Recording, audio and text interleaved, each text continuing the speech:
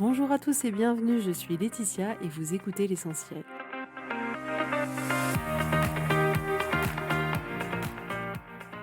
L'essentiel est le podcast de coaching où je partage avec vous les outils et les techniques pour vous permettre d'avancer et d'avoir la vie que vous voulez. Je souhaite vraiment que ce podcast vous inspire et surtout vous encourage à passer à l'action. Vous pourrez retrouver toutes les notes de l'épisode sur www.laetitiamonaca.com. Pour ne rien louper, abonnez-vous au podcast sur la plateforme d'écoute que vous utilisez pour être tenu informé des nouveaux épisodes. Et pour finir, si vous avez aimé ce podcast ou tout simplement que vous pensez qu'il peut aider d'autres personnes, parlez-en autour de vous, ce serait super chouette. Et laissez-moi 5 étoiles et un petit mot sympa, ça m'aidera énormément à le faire découvrir et ça fait toujours plaisir. Voilà, je vous souhaite à tous une bonne écoute.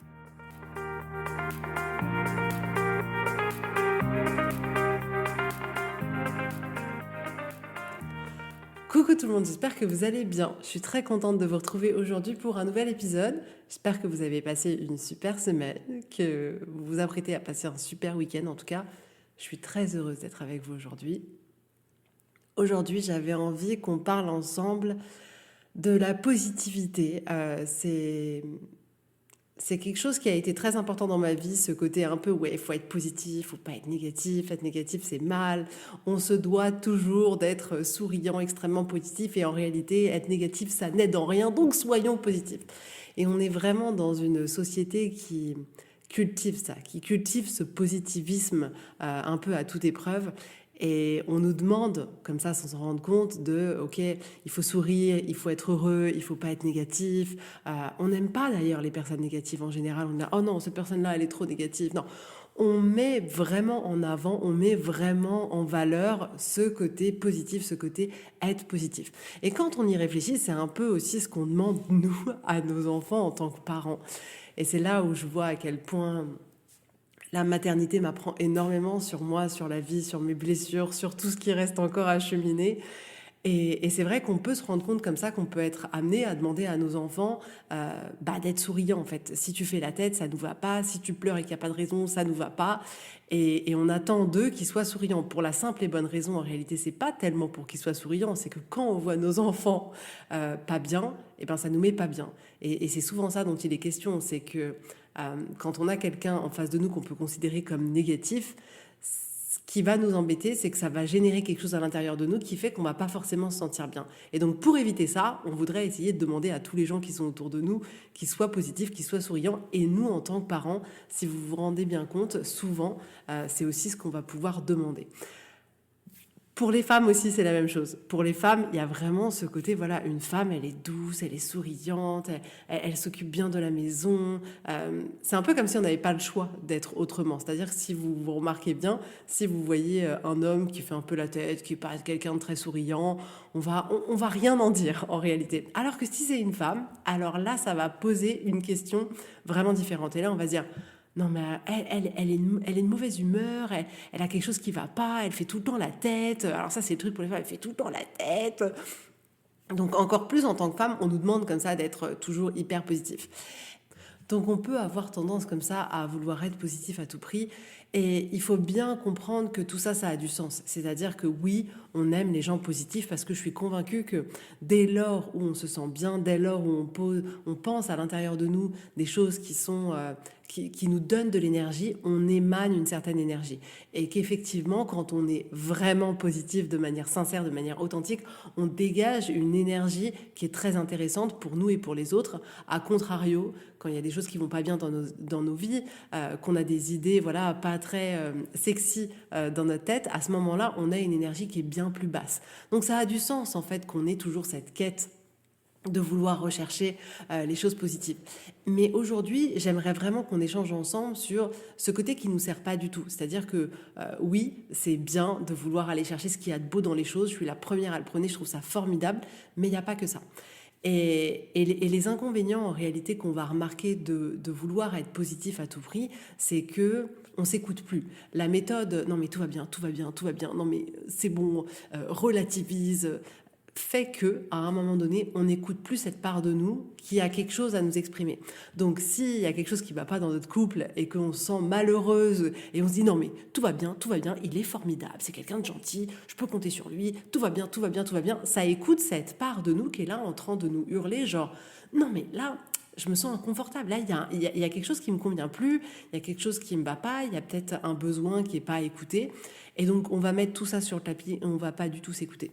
L'inconvénient aussi, comme ça, de vouloir être positif à tout prix, c'est que on repousse complètement notre humanité. On repousse ce côté émotionnel qu'on peut avoir, alors que un être humain, par définition, ce qui fait que c'est un être humain, c'est qu'il a des émotions.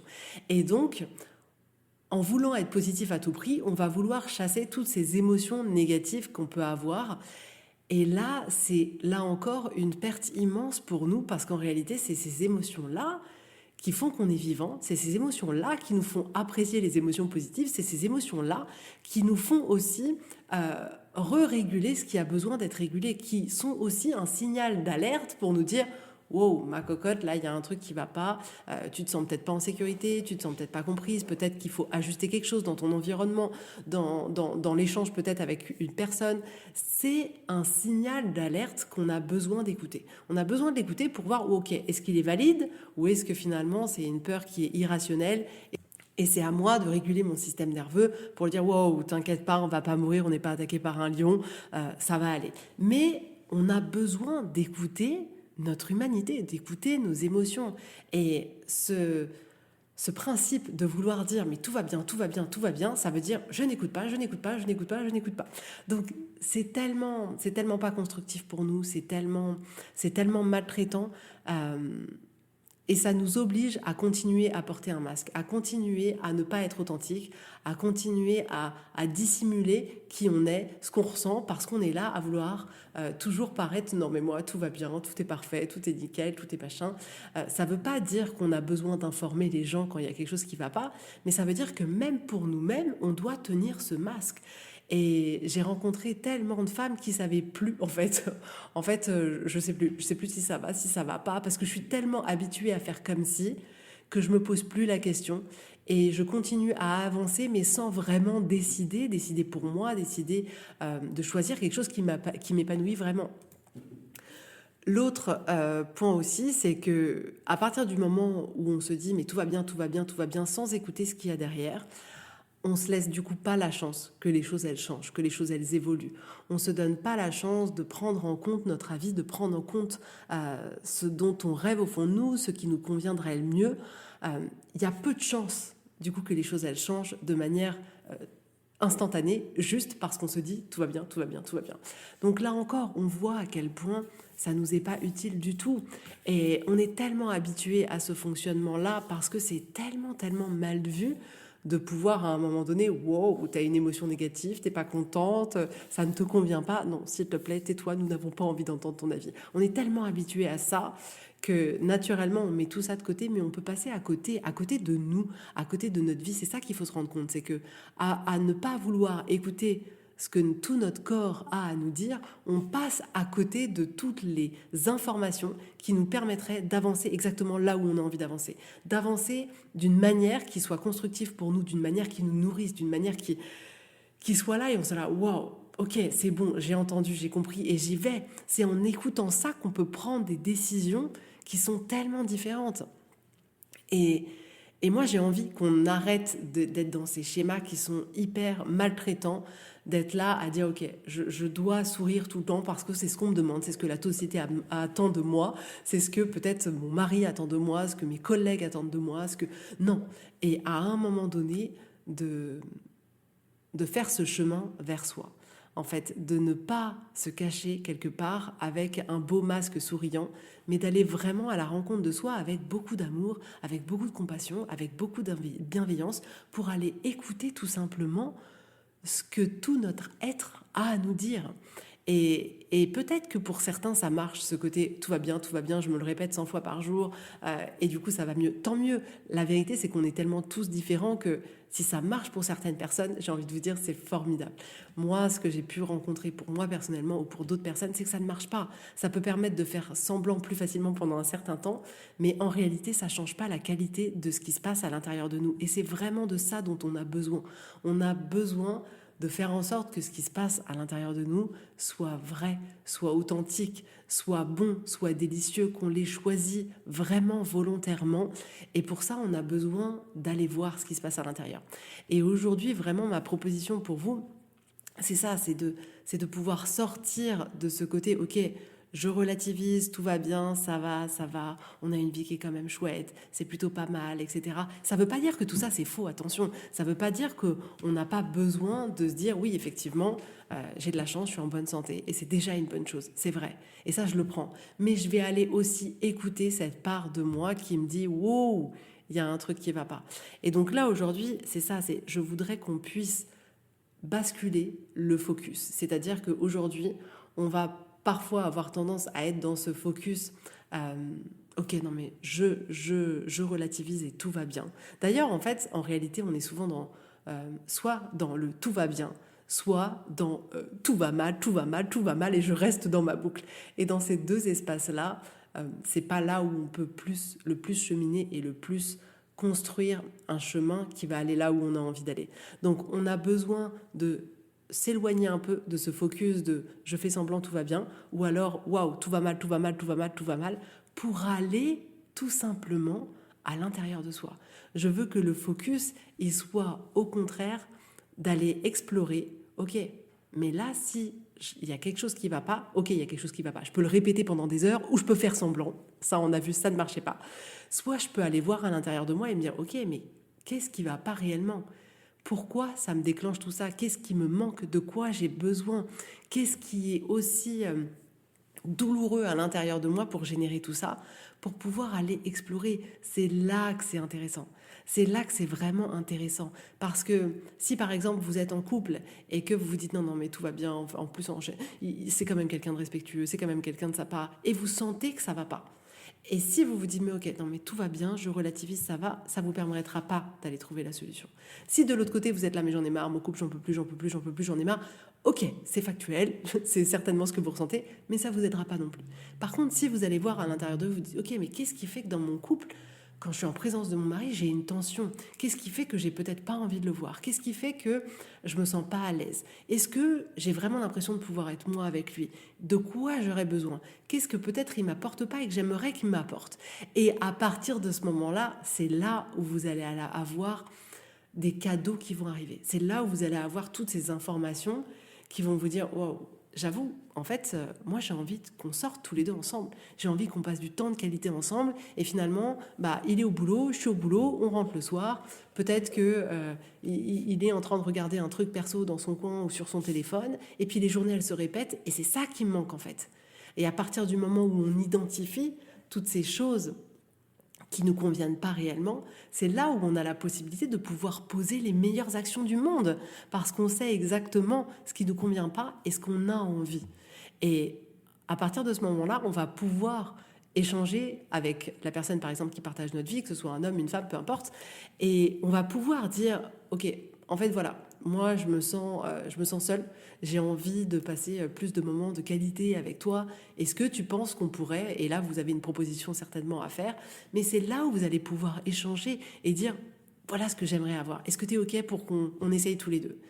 C'est ça qui est intéressant. C'est pas de faire semblant que la relation, elle va bien s'il vous manque quelque chose. C'est d'aller voir ce qui vous manque pour voir, OK, comment on peut faire pour cheminer ensemble et que ce soit délicieux pour tout le monde. Parce que la vérité, ce qu'on a envie, c'est qu'on a envie que tout soit vibrant. On a envie que notre relation de couple, elle soit exceptionnelle. On a envie de passer des moments qui soient intenses. On n'a pas juste envie de se dire, ok, je me contente des choses et en fait, voilà, c'est pas trop mon truc. Non, on veut savourer chaque chose de notre vie.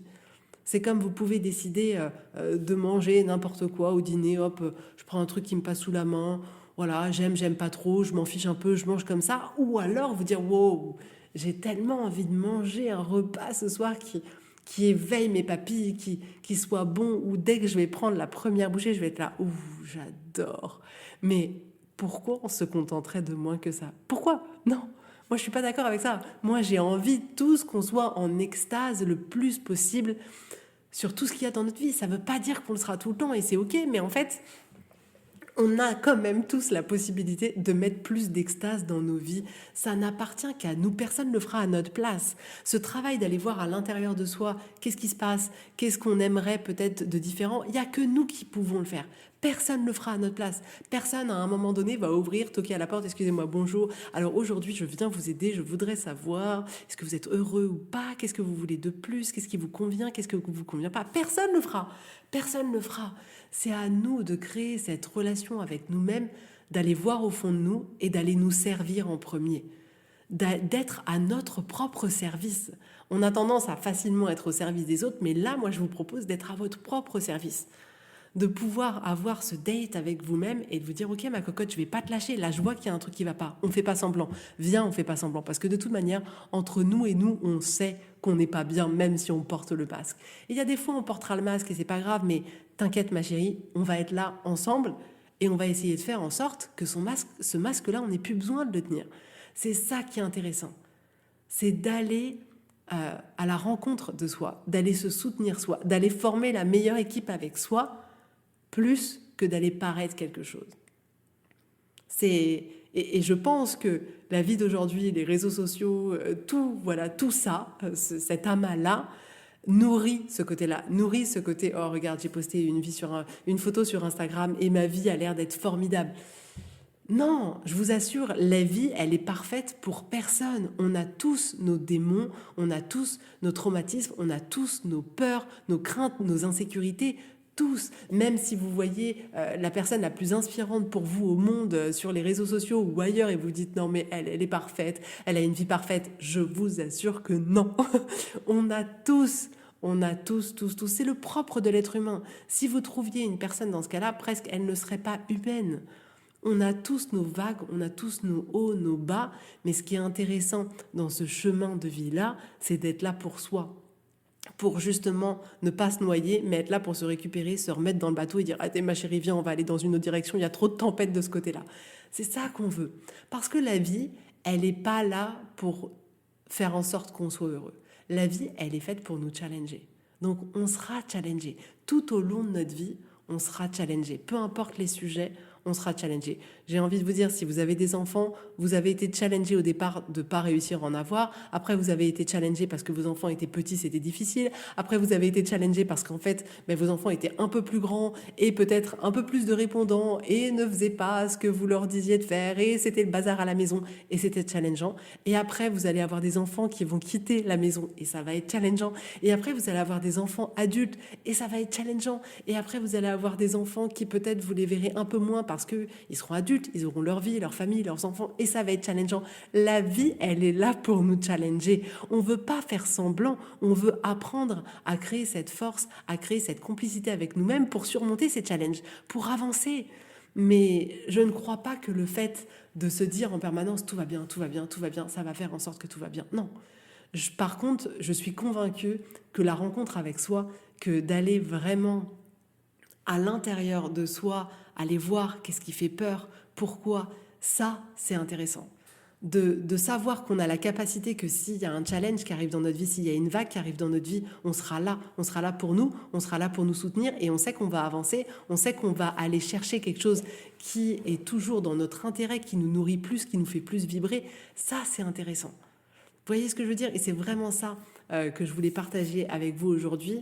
Parce que j'entends tellement de personnes qui me disent « Non, mais moi, tous les matins, je me dis tout va bien, tout va bien, tout va bien. » Oui, et quoi? Est-ce que vraiment ça va bien? Est-ce que du coup, ça te booste? Si ça te booste pendant combien de temps? Nous, on veut vraiment qu'on puisse créer la plus belle des relations avec nous-mêmes pour pouvoir créer la plus belle des vies. Parce qu'en réalité, ça commence toujours par là. Pour pouvoir avoir ce que vous voulez dans le monde matériel, à l'extérieur, on a tous d'abord besoin d'aller à l'intérieur. Et c'est pour ça que j'adore vraiment le job que je fais. Je me sens tellement chanceuse, tellement reconnaissante parce que c'est tellement utile qu'il y a des résultats tellement palpables, ça change tellement de vie. Je me dis, wow, mais pourquoi on s'en priverait? On nous fait croire que c'est l'extérieur qui va changer quelque chose, que c'est l'extérieur qui va nous rendre heureux. On nous fait croire que non, mais si tu répètes 20 fois par jour, je suis heureux, à la fin, tu es heureux. Non, on est un être humain, on a des émotions, on a besoin de ressentir. Si vous vous dites, je suis heureux, mais que vous ressentez pas l'émotion à l'intérieur de vous, ça ne fonctionne pas. Si on ne croit pas aux choses, ça ne fonctionne pas. Et pour pouvoir y croire, il faut pouvoir ressentir quelque chose à l'intérieur de soi. Et il n'y a rien de mieux que d'aller parfois dans le côté sombre et dire « Ok, on y va, on va mettre les mains dans le cambouis là, mais on y va et on va avancer. Et ça va aller. En vérité, je vais vous dire quelque chose, ça ira. Ça ira toujours, ça ira. » Donc voilà ce que j'avais envie de partager avec vous aujourd'hui. J'espère que ça vous aura plu. En tout cas, je vous fais à tous plein de gros bisous et je vous dis avec grand plaisir à la semaine prochaine. Bisous, bisous, bye bye.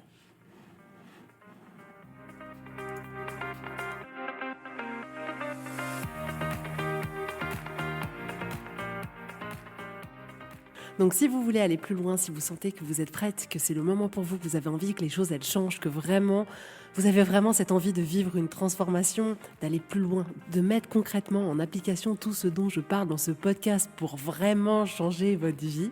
Si vous voulez plus parce que vous avez envie de vous épanouir, que vous avez envie de vous retrouver, que vous avez envie de vivre une vie plus vibrante, de pouvoir kiffer, de pouvoir lâcher ce qui est trop lourd, je vous propose un accompagnement juste génial qui a déjà transformé la vie de tellement de femmes. Donc si ça vous intéresse, vous pouvez réserver votre séance découverte sur le site internet www.laetitiamonaca.com. Et si vous avez besoin de manière hyper ponctuelle d'une séance pour vous soutenir à un moment donné de vos vies sur une problématique, un challenge, peu importe, vous pouvez réserver une séance à la carte. Mais vous allez voir, le coaching peut littéralement transformer toute votre vie.